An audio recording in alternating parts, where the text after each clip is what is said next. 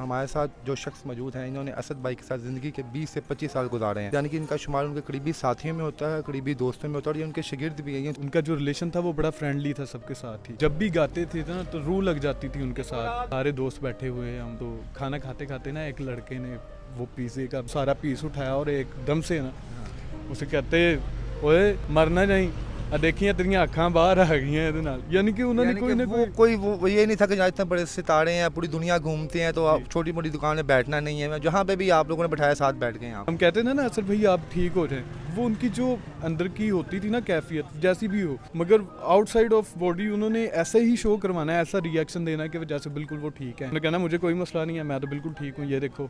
एक बार मुझे कहते हैं मैंने बाल कटवाने लंबे लंबे बाल रखे थे, तो ये बीमारी की बात है। डायलिसिस पे मैं रेगुलरली उनके साथ जाता था। वो ना बाल कटवाने गए, उस बंदे ने ना सामने चेयर पे बिठा लिया और ऐसे ना बालों के सर को उसने ना बनाने की कोशिश की ना, तो बाल उसके साथ आ गए। तो वो जो रिएक्शन था ना उनके आंसू शुरू हो गए थे। वो उस वक्त वो टूट गए। ऐसे हो गया था उस वक्त। अस्सलाम वालेकुम नाज़रीन, मैं हूं आपका मेज़बान इर्तिज़ा भट्ट और आप देख रहे हैं आरपी प्रोडक्शन से। मौजूद हूं मैं असद अब्बास साहब की रिहाइश के ऊपर। हमारे साथ जो शख्स मौजूद हैं, इन्होंने असद भाई के साथ ज़िंदगी के 20 से 25 साल गुजारे हैं। यानी कि इनका शुमार उनके करीबी साथियों में होता है, करीबी दोस्तों में होता है और ये उनके शागिर्द भी हैं, ये उनसे संगीत भी सीख रहे थे। तो इनसे पूछेंगे जनाब असद भाई का बचपन कैसे गुजरा और जब उन्होंने अरूज पाया तो क्या जैसे उनका बग़ैर जब वो अरूज पे नहीं थे, जो उनका जो अपने दोस्तों के साथ जो बर्ताव था, क्या बाद में वैसे ही था या बदल गया था? और असद भाई की ज़िंदगी के बारे में और बहुत सी बातें हैं जो हम इनसे पूछेंगे। अस्सलाम वालेकुम सर। वालेकुम अस्सलाम। सर सबसे पहले तो ये बताएं कि आपका और असद भाई का कितना पुराना साथ है? एक्चुअली मैं उनसे उनका कज़न भी हूँ, उनके चाचू का बेटा भी हूँ, और फ्रैंकनेस का लेवल ये था कि वो दोस्ती भी बिल्कुल उनके साथ ज़्यादा थी मेरी। और एक्चुअली वो सीनियर तो थे मेरे साथ, मगर ऐसे था कि उनका जो रिलेशन था वो बड़ा फ्रेंडली था सबके साथ ही। तो जब पहले स्ट्रगल के शुरू, जब हर इंसान की एक कॉमन लाइफ होती है कोई स्टार बनने से पहले, तो कॉमन लाइफ में भी वो बड़े फ्रेंडली बिहेवियर वाले थे। और किसी के साथ यानी कि कोई पता चल गया ये बंदा, कोई बंदा परेशान है, उसके साथ शेयरिंग करना और घूमना फिरना, ये बागों में जाना, ऐसे घूमना फिरना। जब वो कॉमन अपनी लाइफ में थे, जब उन्होंने नई नई संगीत शुरू की थी, तो उन्हें यकीन था कि वो आने वाले वक्त में पाकिस्तान के इतने नामवर सितारे बन जाएंगे और लोग उन्हें इतनी इज्जत देंगे? या आप लोग कभी छेड़ते थे उन्हें कि यार ऐसा तुमने स्टार बन जाना, ये है वो है? उन्हें यकीन था? बिल्कुल 100%, क्योंकि वो जब भी गाते थे ना तो रूह लग जाती थी उनके साथ। बंदे का जो इनर साइड है, इनसाइड ऑफ एवरी ह्यूमन, कि वो बंदे को सुनने पे मजबूर कर देता है। आप किसी को नहीं भी सुनना चाह रहे हैं, ऐसी भी वॉइसेस होती हैं बंदे के ऊपर, मगर उनकी ऐसी थी कि वो छू जाने वाली आवाज़ उनकी होती क्या थी। शुरू में अपने दोस्तों के सामने बैठ के गाते थे, गुनगुनाते थे और आप लोग उन्हें कहते थे कि सर आप इंशाल्लाह स्टार बनेंगे या तुम्हारी आवाज़ बड़ी अच्छी है? तो कहाँ कहाँ पे जनाब आप लोगों ने ऐसे टाइम? ये जो घर था ना अभी इमाम बार का, इधर पहले सिंपल घर हुआ करता था, तो बैठक होती थी इधर एक। उन्होंने पीसी रखा हुआ था, मिक्सर रखा हुआ था घर में ना, उन्होंने बच्चे इकट्ठे कर लेने, सबको सुनाना गाना। उन्होंने कहना आपने क्लैपिंग करनी है, पहले मैंने है ना आपको ऑडियंस समझ के ना मैंने गाना गाना है। तो वो यकीन करे इतना इतना अच्छा गा जाते थे। हम भी अभी उस वक्त बचपने में थे, तो मगर ये था कि घराने का काम है, पता था कि ये चीज़ क्या होती है। और जब वो कराची से गए और सबसे बड़ा पाकिस्तान का अवार्ड जीत के आए, 1 करोड़ का नकद इनाम जीत के आए, गाड़ी जीत के आए, तब क्या कैफियत थी फैसलाबाद की, आपके इलाके की और आपके तमाम दोस्तों की? बिल्कुल शान बढ़ जाती थी एरिया की। आपको पता ही है कोई भी एरिया से कोई बड़ी सोसाइटी तो नहीं थी, ये एक कॉमन एरिया है, और यहाँ पे एक बड़े नाम वाला स्टार बन जाना एक बहुत बड़ी बात होती थी और फ़ख्र था पूरी दुनिया को और सत्याना को। तो ऑब्वियसली दोस्त कहते हैं जनाब, दोस्त की जान होते हैं कि जैसे मर्जी भी हो मजाक करना। तो जब वो अपने अरूज पे थे तभी भी आप उनसे वैसे ही मजाक करते थे जैसे पहले थे कि थोड़ा बहुत बीच में कुछ दायरा कार आ गए थे, तमीज़ का नहीं नहीं अब असद भाई स्टार बन गए हैं, अब आप कहना है, अब तू नहीं कहना इनसे? नहीं, ऐसी बात नहीं थी कि इज़्ज़त तो खैर सीनियर्स की जो होती पहले है, थी वो तो वैसे ही था।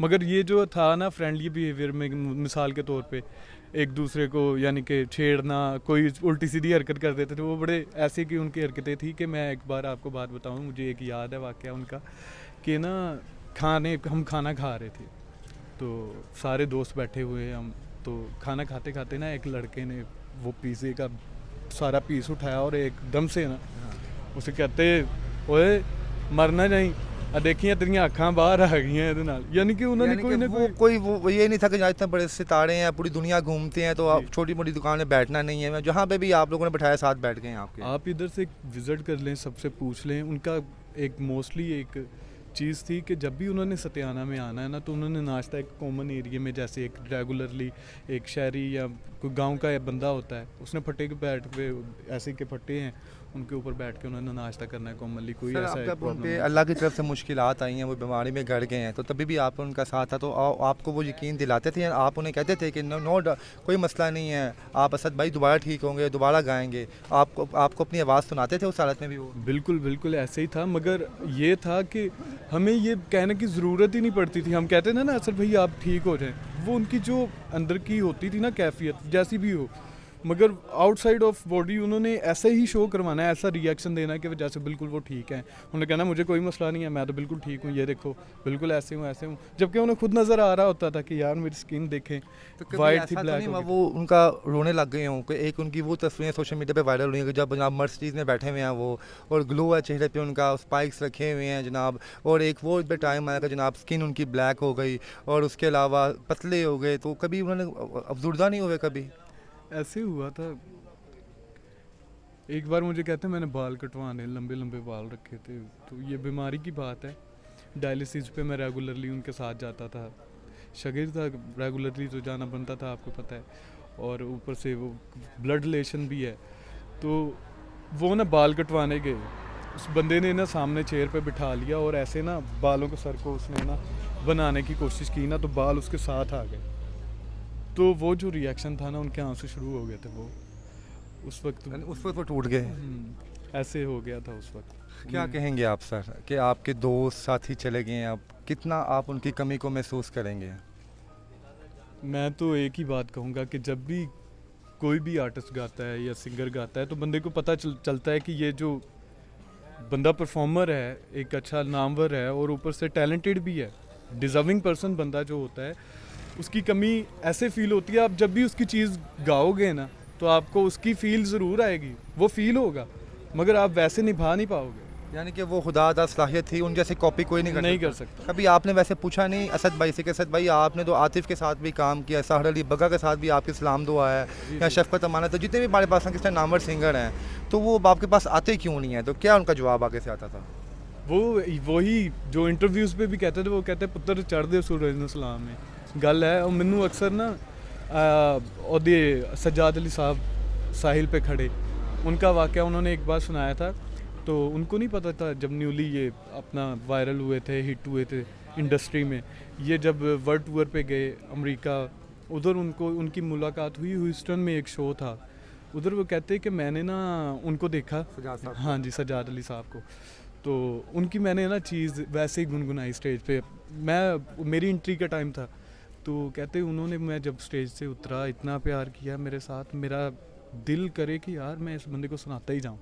यानी कि वो जो शख्सियत हैं ही बड़ी, सजाद अली हो गए, एक शख्सियत को मिस करते थे ज़िंदगी में, मतलब कोई जो बड़ा नज़दीक था और आपको कहते हो आप दोस्त थे कि यार काश ए बंदा मैनू ना छड़दा, सारे छड़ देंदे, ए मेरे को आंदा, मेरा हाल अहवाल पुछदा, मेरे पास बैठता आके मुझे शक्ल देखता, मेरी किसी एक के साथ लगाव था उनको?